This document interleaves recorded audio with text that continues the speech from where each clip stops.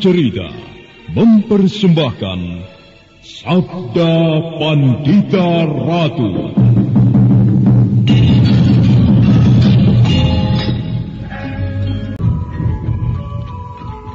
Sabda Pandita Ratu, naskah ditulis oleh Ondra Swasti Langit, diolah oleh Agus Nur Ismail, didukung oleh artis-artis terkemuka, Ferry Fadli, Eli Ermawati, M. Abud, Ivona Rose, dan lain-lain. Teknik dan montase, Ibn Arifin, dengan sutradara Dian Pertiwi.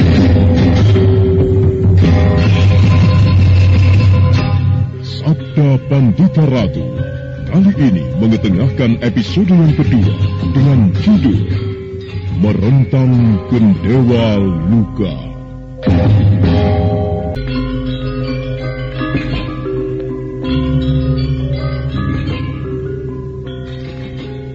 Keduanya terus melangkah menelusuri semak belukar yang rimbun. Sambil memubak semak-semak yang menghalanginya, Biku Dewa Hastu terus mengikuti langkah Empu Gandring. Fajar masih tersenyum menyebarkan cahayanya dari balik punggung bukit. Tak lama kemudian setelah beberapa saat melangkah, keduanya pun berhenti di sebuah tempat. Dari tempat itulah, Empu Gandring dan Biku Dewa Hastu melihat seorang pemuda tengah duduk bersila. Dengan tubuh bertelanjang dada, pemuda yang bernamakan Arok ini memejamkan matanya. Sementara di kiri kanan Arok, mayat-mayat busuk Pemuda itu seolah-olah dikelilingi oleh udara yang bergerak. Keanehan yang tidak bisa dilihat oleh mata biasa. Bukan main. Ya, aku pun melihat keanehan itu. Ternyata ramalan para pandita yang selama ini hanya menjadi buah bibir. Sebentar lagi akan menjadi kenyataan, Dewa Hastu. Lalu apakah kau yakin, Bu, bahwa pemuda itu kelak yang bakal menentukan arah dan bentuk pemerintahan di Pulau Jawa ini? Aku yakin, Dewa Hastu. Apalagi setelah kulihat tanda-tanda itu jelas nampak di depan mata kita. Iya. Keadaan Kediri yang semakin kisruh, ya, seakan-akan jelas akan mengalami kehancuran.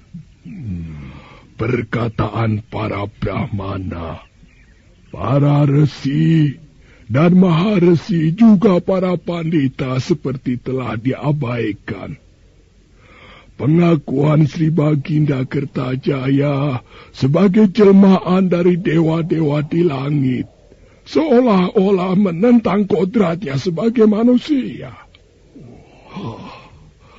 Padahal golongan dari para pandita atau para Brahmana adalah golongan yang mempunyai pengaruh yang cukup besar. Apakah itu berarti bahwa pemuda itu yang akan meruntuhkan kewibawaan Kediri, Empu? Entahlah, Dewa Hastu. Sekalipun demikian, aku berharap Batara Agung memberikan umur panjang untukku, agar aku dapat melihat apa yang akan dilakukan pemuda itu. Ya. Aku pun berkeinginan demikian, Bu. Aku benar-benar kagum terhadap pemuda itu. Ya, mudah-mudahan saja Batara Agung memberikan kejayaan untuknya dan juga kedamaian bagi pemerintahan di pulau. Keduanya nampak masih mengagumi pemuda yang tengah diintipnya itu. Sementara Arok sendiri masih tetap pada keadaan semadinya. Kita tinggalkan kedua tokoh tua yang tengah mengintipkan Arok. Sekarang kita beralih pada Kameswara dan Pinaka Swasti Ratu yang masih berada di dalam gua. Pinaka Swasti Ratu nampak masih termenung. Butiran-butiran air yang menetes dari sela-sela matanya. Kau masih menangis, Dinda? Apa sebenarnya yang membuatmu harus meneteskan air mata? Bicaralah. Banyak sekali yang masih kupikirkan, Kakang. Aku seakan-akan tidak bisa melupakan apa yang pernah kualami. Kalau boleh aku tahu, masalah apa yang paling berat yang masih kau pikirkan? Ya, terutama yang menyangkut hubungan kita ini. Terlalu banyak dan sukar sekali untuk kukatakan. Kang Mas, aku seakan-akan tidak percaya dengan apa yang baru kita alami semalam. Rasanya seperti mimpi saja. Iya, semuanya seolah-olah berjalan seperti mimpi saja. Tetapi pada kenyataannya kita telah mengalaminya. Kang Mas, apakah kau masih ingat dengan apa yang pernah kita alami di Gua Paralingga? Aku tidak lupa. Dan aku pun sebenarnya sempat merenungi apa yang pernah dikatakan Paman Dewa Hasto. Tapi secara tidak sadar kita telah melanggarnya. Aku tidak tahu akibat dari pelanggaran yang kita telah lakukan ini. Apakah Kakang takut menghadapinya? Tidak, Pinaka. Toh semua ini sudah terjadi. Apapun akibatnya, kita harus berani menghadapinya. Dan nanti kita harus bertemu dengan Paman Dewa Hasto. Kita harus minta maaf padanya dan mengakuinya bahwa kita telah melanggar kata-katanya. Tapi apakah hanya dengan minta maaf peraturan dari perguruan Wulan Sumirat yang kita langgar dapat diselesaikan? Sebaiknya segalanya kita serahkan pada kebijaksanaan Paman Dewa Hasto. Biar bagaimana, toh dia kan yang memiliki perguruan itu. Apakah kau mengkhawatirkannya, Dinda? Selama Kakang masih berada di sampingku, semua keresahan itu akan kuatasi, Kakang. Kali ini Biku Dewa Hasto dibuat terperanjat. Keanehan lain yang ditimbulkan Ken Arok semakin nampak di mata kedua tokoh sakti ini.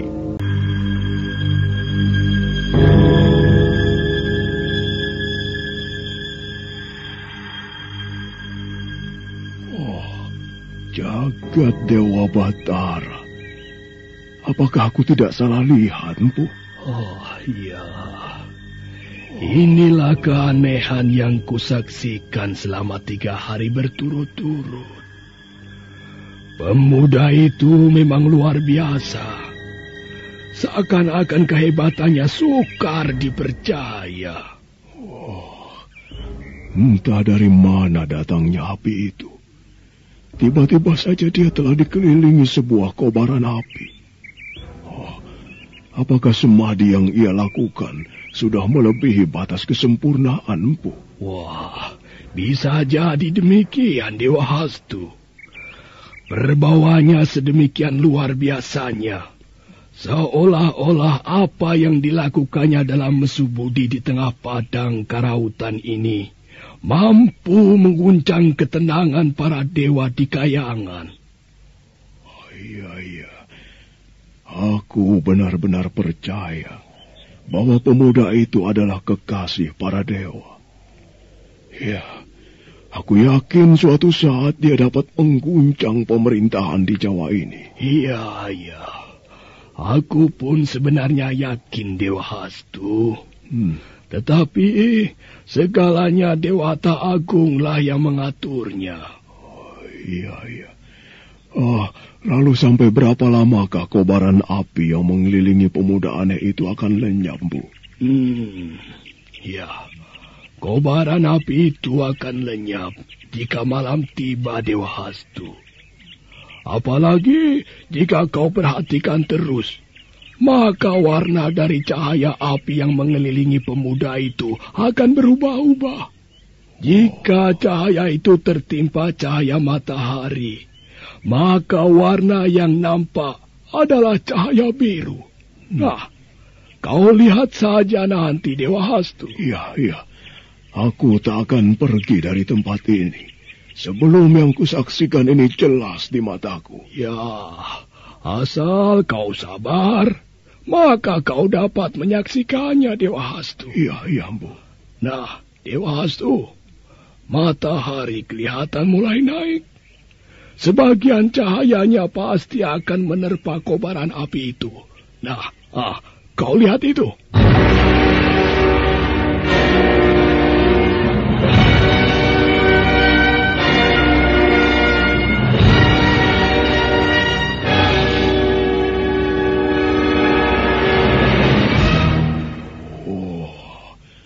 Benar-benar kehebatan yang tak bisa ditandingi. Entah apa lagi yang harus kukatakan dengan kehebatan pemuda itu. Dewa Hastu, apakah sampai nanti malam kau akan menyaksikan keanehan dari Ken Arok itu? Iya, sampai malam, Bu. Sampai aku merasa puas menyaksikannya. Kalau begitu, kau tetaplah di sini. Aku akan pergi sebentar, Dewa Hastu. Pergi kemana, Empu? Aku ingin semadi sampai malam nanti. Iya. Setelah itu, nanti aku akan kemari lagi. Iya. Baiklah kalau begitu.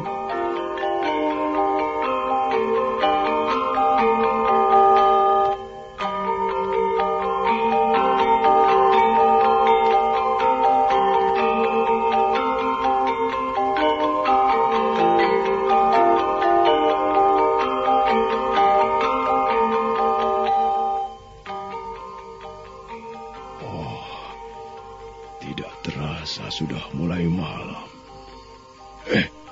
Api yang mengelilingi Ken Arok sekarang sudah berubah lagi. Dan, warnanya sudah kembali seperti semula. Dewa Hastu.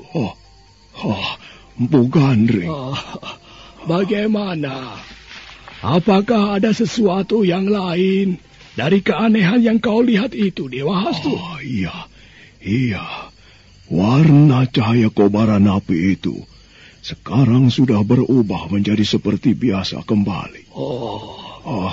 Apakah dengan begitu lingkaran api itu akan lenyap, Bu? Benar. Cahaya api yang sudah berubah menjadi bentuk semula itu sebentar lagi pun akan lenyap. Iya. Lihat, Bu. Keanehan apa lagi itu? Sebuah cahaya bersinar cemerlang mengelilinginya, Dewa Hastu. Bukan main, sukar dipercaya. Pemuda itu telah gawe Pangeran Eram. Sekarang wujud pemuda itu seperti dewa. Benar-benar sebuah anugerah yang luar biasa. Lihat, Empu. Iya. Sekarang pemuda itu berdiri. Apalagi yang akan dilakukannya itu? Dewa Hastu. Iya. Kita lihat saja. Apa yang akan dilakukannya sekarang sepertinya adalah puncak dari semadinya, Dewa Hastu. Tangannya bersedekap di dadanya, seolah-olah dia sedang membaca sebuah mantra. Kurasakan terjadi sesuatu aneh lagi. Ya, cahaya yang lenyap bersama Ken Arok. Apa yang telah dilakukannya, Bu? Aku tadi melihat sebuah pulung melesat dari langit kemudian menimpanya. Apakah pulung itu yang membuat Ken Arok lenyap? Iya. Kurasa begitu, Bu. Ya. Tapi lenyap kemana pemuda itu? Iya. Aku di sini. Apa yang sedang kalian lakukan di tempat ini? Kami berdua telah mengintipmu, anak muda. Maafkan kami berdua. Kalau kau tidak senang dengan apa yang kami lakukan ini, maafkan. Aku jelas tidak senang. Kalian telah mengintip apa yang telah kuperbuat. Lebih baik secepatnya kalian tinggalkan tempat ini sebelum aku berubah pikiran. Tunggu, Ken Arok. Kau jangan salah sangka terhadap kami. Sekalipun kami berdua telah mengintipmu, tetapi kami tidak bermaksud buruk. Iya. Sekalipun kalian tidak bermaksud buruk, tetapi apakah pantas perbuatan yang kalian lakukan itu? Iya. Aku akui memang tidak pantas, Ken Arok. Kalau begitu segeralah tinggalkan tempat ini. Aku tidak mau melihat ada orang lain yang datang secara sembunyi-sembunyi. Baiklah, Ken Arok. Kami berdua akan segera meninggalkan tempat ini. Maafkan. Itu mendapat perlakuan kasar seperti itu, tetapi keduanya kelihatan tidak sakit hati. Empu Gandring dan Biku Dewa Hastu terus melangkah tanpa menoleh. Sementara Ken Arok masih berdiri menatap kepergian dua orang itu sampai menghilang di balik pepohonan. Aku rasa mereka telah melihat apa yang telah kulakukan tadi. Tapi nampaknya mereka berdua bukanlah orang-orang jahat. Ya, mudah-mudahan saja mereka tidak menyebarluaskan apa yang telah dilihat. Apa yang kusaksikan tadi. Ya, sekalipun kita diusir secara kasar. Iya. Untung saja pemuda itu yang mengusir kita.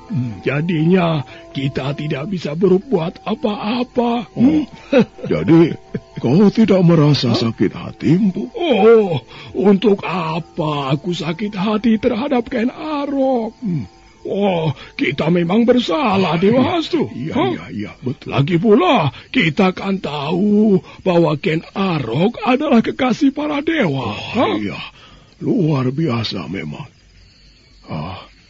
Tapi sebenarnya aku juga tidak menyangka, Empu. Kalau dia mempunyai sikap seperti itu. Dewa Hastu, apakah kau kecewa terhadap sikapnya itu? Tidak. Aku hanya berharap saja sikapnya bisa berubah. Kalau kelak dia nanti menjadi raja di Pulau Jawa ini, dan punya sikap seperti itu, kurasa pemerintahannya pun tak akan bertahan lama, Empu. Artinya dengan cepat dia akan mendapatkan kehancuran. Ya, benar juga apa yang kau katakan. Lalu, mau kemana tujuanmu sekarang? Aku sebenarnya terbentur pada dua tujuan. Yang masih menjadi pikiranku adalah tentang Kakang Sakyamurti. Sakyamurti? Iya. Apakah maksudmu adalah Tumenggung Murti Wandawa? Iya, betul. Ya, lalu ada apa dengan dia? Belum lama ini, dia telah membuat geger Istana Kediri.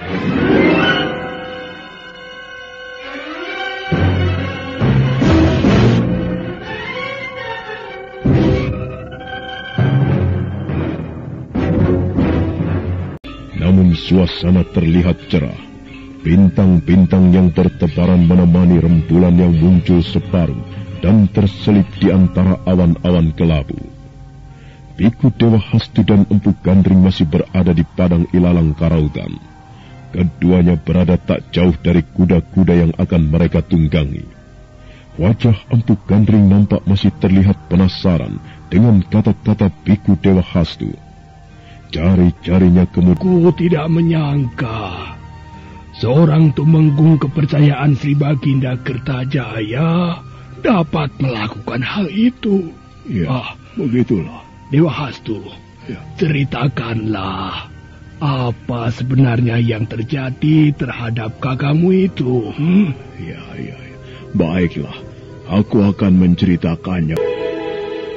Biku Dewa Hastu kemudian menceritakan apa yang telah dilakukan kakangnya di Istana Kediri.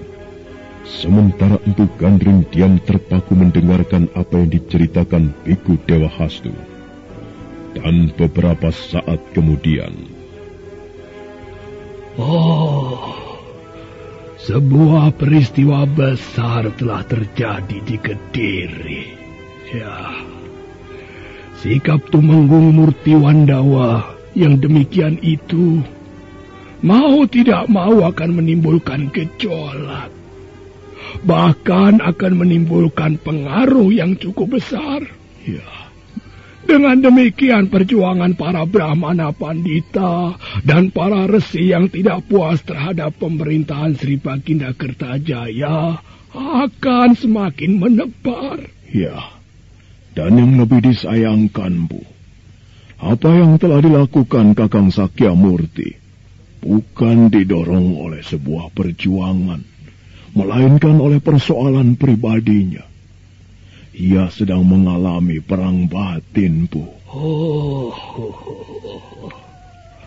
Pemerintahan yang dipegang Sri Baginda Kertajaya memang harus segera diganti.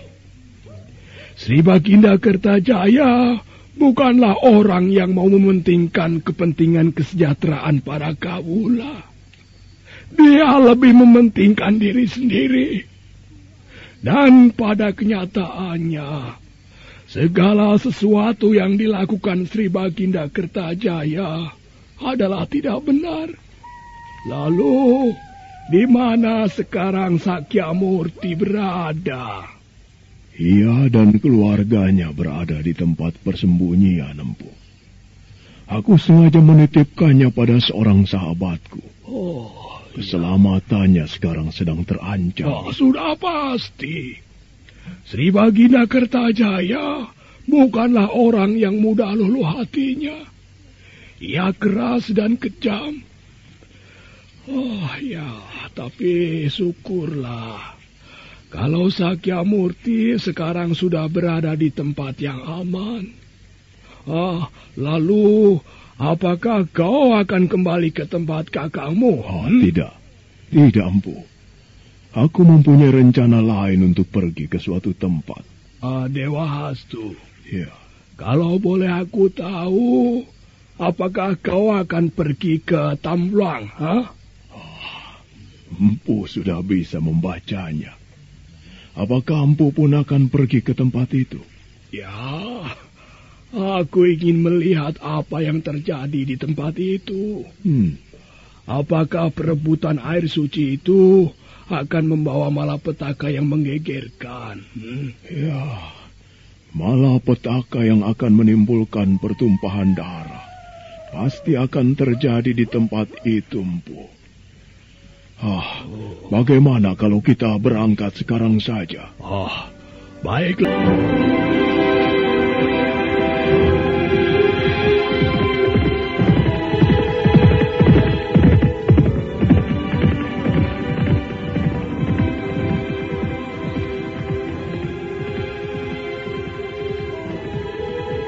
Kembali malam bergulir menyeret waktu yang saling berpacu. Rembulan kini bersembunyi di balik pelaminannya, kemudian berganti disusul dengan munculnya sang fajar. Pepohonan nampak segar diterpa cahaya pagi. Daun-daunnya bergoyang.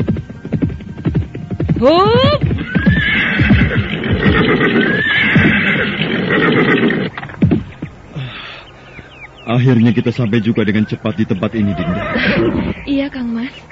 Kelihatannya kau letih sekali. Apakah kau ingin istirahat, Dinda? Kalau Kang Mas tidak keberatan.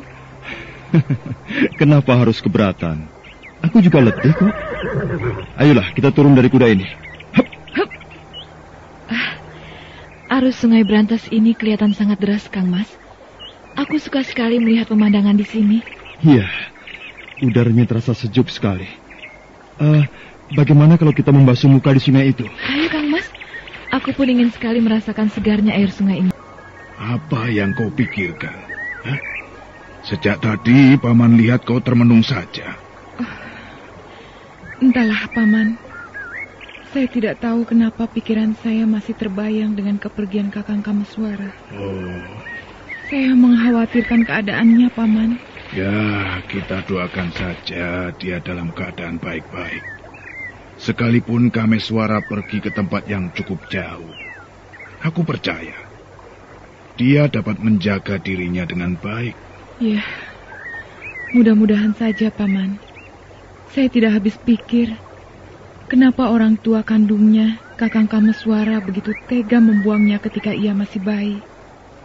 Kalau saja hal itu tidak terjadi, mungkin masalah yang tengah beruntun kita hadapi ini tak akan pernah ada, Paman. Ya, semua ini sudah menjadi kehendak Yang Maha Agung, Kensiwi. Siapapun tidak akan mengharapkan mempunyai masalah ataupun kepahitan dalam hidup.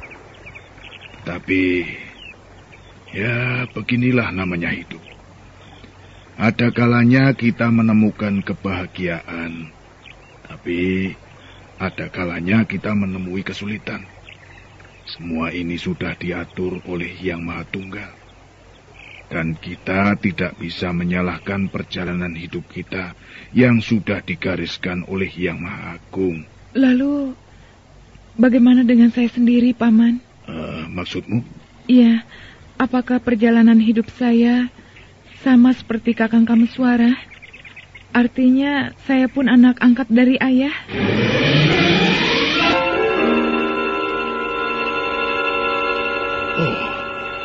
Jangan kau racuni dirimu sendiri dengan dugaan-dugaan buruk seperti itu, Kensiwi.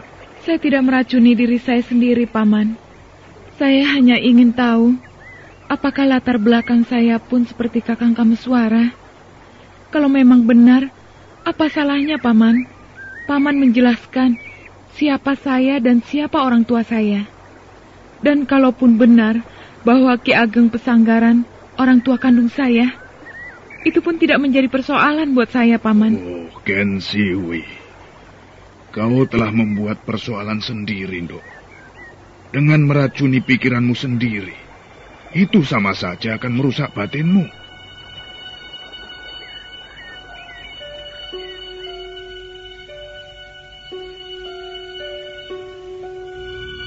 Sekilas Kensiwi melihat ketegangan terpancar dari wajah Haryo Panumping. Kensiwi seolah-olah makin yakin dengan rasa penasarannya. Namun entah kenapa, tiba-tiba saja Haryo Panumping menoleh ke belakang. Keluarlah ke sana. Jangan coba-coba menguping pembicaraan kami. Aku tahu kau bersembunyi di balik semak-semak itu. Ayo keluarlah. Luar biasa. Ternyata kepekaanmu masih cukup tajam, Haryo Panumping. Hup! Oh, kau bocah Pradata. Senang sekali. Aku bisa bertemu denganmu kembali. Ya, cukup lama kita tidak bertemu, sobat. Akhirnya bulan purnama yang kita tunggu-tunggu selama ini akan datang juga. Iya. Kau datang ke tempat itu membawa nafsu yang serupa, seperti 480 purnama yang silam. Oh, bukan main. Ternyata masih saja banyak orang-orang yang menginginkan air suci itu. Iya. Bukankah termasuk kau juga? Hah? Kita datang ke tempat yang sama hanya untuk menginginkan air suci itu. Iya, memang nikmat hidup di dunia dengan usia yang cukup panjang. Segalanya dapat kita raih, termasuk perubahan dunia. Pasti kita akan alaminya. Bukankah begitu, Haryo Panumping? Cukup. Kedatanganku kemari bukan membawa-bawa hawa nafsu untuk memiliki air suci itu. Asal kau tahu saja. Aku kemari seperti halnya yang dilakukan Kakang Kanigara. Yaitu ingin melenyapkan impian-impian orang-orang yang mengharapkan air suci itu. Air suci itu harus dimusnahkan. Karena itu sama saja menyalahkan kodrat yang digariskan Yang Maha Agung. Kau akan tahu bahwa aku tidak main-main. Sukar dipercaya rasanya. Sepengetahuanku, dulu kau pun ikut menginginkan air suci itu. Tetapi kalau menurutmu sekarang tidak, apakah itu dapat dipercaya? Hah? Haryo Panumping. Lebih baik kita jangan meladeninya. Kelihatannya orang itu datang kemari hanya ingin membuat masalah. Biarlah kau tenang saja, Kensiwi. Paman akan melayani apa yang mereka inginkan. Apa yang kalian bicarakan, sobat? Hah? Tidak perlu bisik-bisik. Bicara saja yang jelas. Apakah kalian berdua ingin melakukan sesuatu terhadapku? Hah? Bocah Pradata, sebaiknya kau menyingkirlah. Aku tidak ingin membuat persoalan di tempat ini. Jangan begitu, sobat. Apakah kau telah melupakan peristiwa itu? Hah? Sekalipun kejadian itu telah berlalu cukup lama, bukan berarti kejadian itu akan terlupakan begitu saja di dalam benakku. Lalu apa yang kau inginkan dariku? Jangan dulu emosi. Kita bisa berbicara dengan baik-baik dulu. Kehadiranku yang tiba-tiba ini seharusnya kau sambut dengan keramahan, sobat. Bukan dengan ketegangan yang seperti ini. Bocah Pradata, aku bisa saja menyambutmu dengan keramahan. Tetapi kalau kedatanganmu pun tidak bermaksud jahat. Tapi aku sudah tahu siapa kau. Jadi untuk apa kita beramah-ramah? Suatu kata-kata yang indah. Sekalipun demikian, aku senang dengan pertemuan ini. Kalau boleh ku tahu, siapakah gadis yang berada di sampingmu itu, Panumping? Oh, untuk apa kau mengetahui siapa dia? Jangan begitu, Panumping. Apakah kau pikir aku akan berbuat sesuatu pada dia? Aku sudah tua.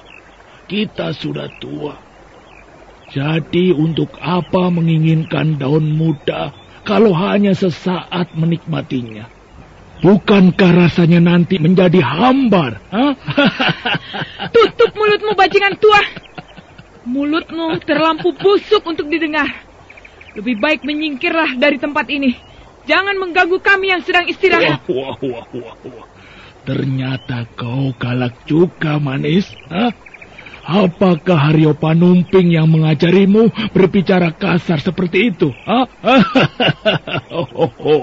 Kalau kulihat-lihat, kelihatannya kau lumayan juga untuk dicicipi, ya.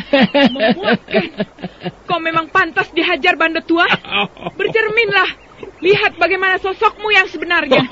Panumping, apakah kau akan membiarkan terus mulut mungil itu berbicara kasar? Jaga Panumping, jangan sampai kesabaranku meledak. Kensiwi, menepilah. Kau tidak perlu turut campur dengan urusan ini. Sudah, serahkan saja semuanya kepada Paman. Laki-laki tua ini mempunyai ilmu yang cukup tinggi. Tapi Paman, orang ini harus disingkirkan. Ya, Paman mengerti. Ayo menepilah.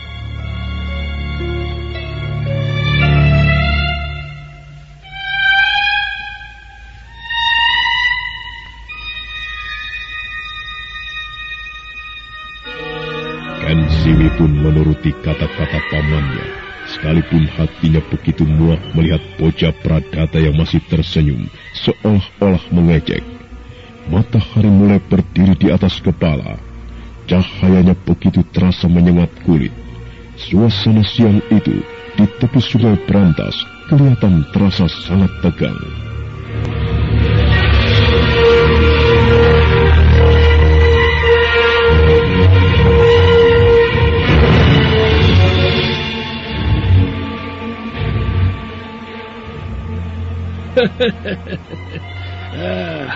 Keras kepala juga gadis itu. Haryo Panumping, apakah gadis itu muridmu? Atau barangkali murid Kanigara? Apa perlunya kau menanyakan hal itu? Tidak. Aku hanya ingin tahu saja. Ya, siapa tahu kau sengaja membawanya untuk menambah kekuatanmu dalam mendapatkan air suci itu. Pikiranmu ternyata cukup picik, bocah Pradata. Sudahlah. Sekali lagi aku berharap menyingkirlah dari sini. Kita tidak perlu membuat masalah. Kalau aku tidak mau menyingkir dari tempat ini, lantas apa yang ingin kau lakukan, Panumping? Dasar manusia keparat. Paman, kalau dia tidak mau menyingkir dari tempat ini, lebih baik kita usir dengan kekerasan.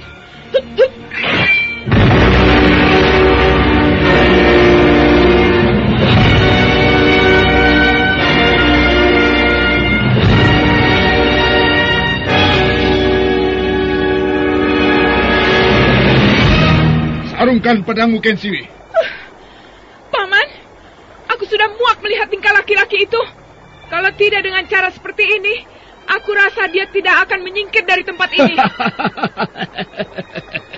Teranggana, keluarlah!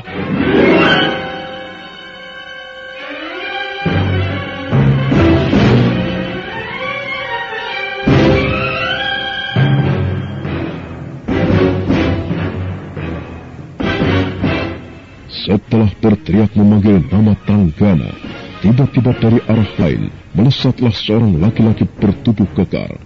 Setelah beberapa saat berjumpalitan di udara, orang itu pun kemudian mendaratkan kakinya di tanah dengan indah. Nah, siapakah laki-laki yang bernama Tranggana itu? Dan apakah yang terjadi di tepian Sungai Brantas? Saudara pendengar, untuk mengetahui jawabannya, ikutilah kelanjutan kisah ini pada seri berikutnya. Sampai jumpa.